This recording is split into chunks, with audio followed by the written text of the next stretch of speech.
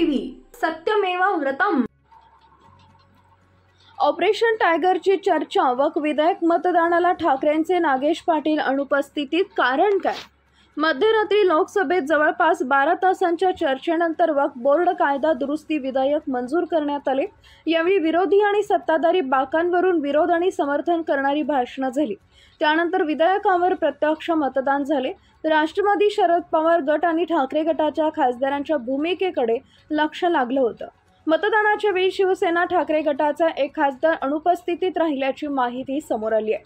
वक्फ कायदा सुधारणा विधेयकावर जवळपास 12 तासांपेक्षा अधिक वेळ लोकसभेत चर्चा झाली। या विधेयकावर विरोधी आणि सत्ताधारी पक्षांनी आपली मुद्दे मांडत सूचना सांगितल्या। लोकसभेत झालेल्या मतदानात विधेयकाच्या समर्थनार्थ 288 तर विरोधात 232 मतं पडली। शिवसेना, ठाकरे गट आणि राष्ट्रवादी पवार गटाच्या खासदारांनी या विधेयकाचं मतदान केलं।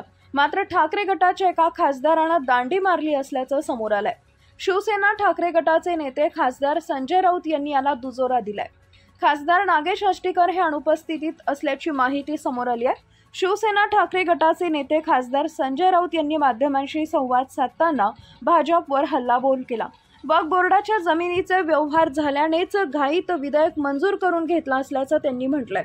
विधेयकावरील मतदानात भाजपला 300चा आकडा ओलांडता आला नाही, तर दुसरीकडे विरोधकांची एकजूट भक्कम दिसली असल्याचं राऊत यांनी म्हटलंय। हिंगोलीचे खासदार नागेश आष्टीकर हे अनुपस्थित होते। आष्टीकर हे सध्या आजारी असल्यानं रुग्णालयात दाखल आहेत, त्यामुळे ते मतदानाला अनुपस्थित होते असं संजय राऊत यांनी सांगितलंय।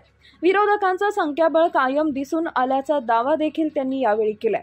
वक्फ बोर्ड दुरुस्ती विधेयकावर मध्यरात्री मतदान झालं। या विधेयकाच्या बाजूने 288 तर 232 एवढी मतं पडली। अल्पसंख्याक मंत्री किरेन रिजिजू यांनी बुधवारी लोकसभेत वक्फ दुरुस्ती विधेयक सादर केलं होतं। अखेरीस मध्यरात्र उलटल्यावर झालेल्या मतदानामधून वक्फ बोर्ड दुरुस्ती विधेयक लोकसभेमध्ये पारित करण्यात आलं।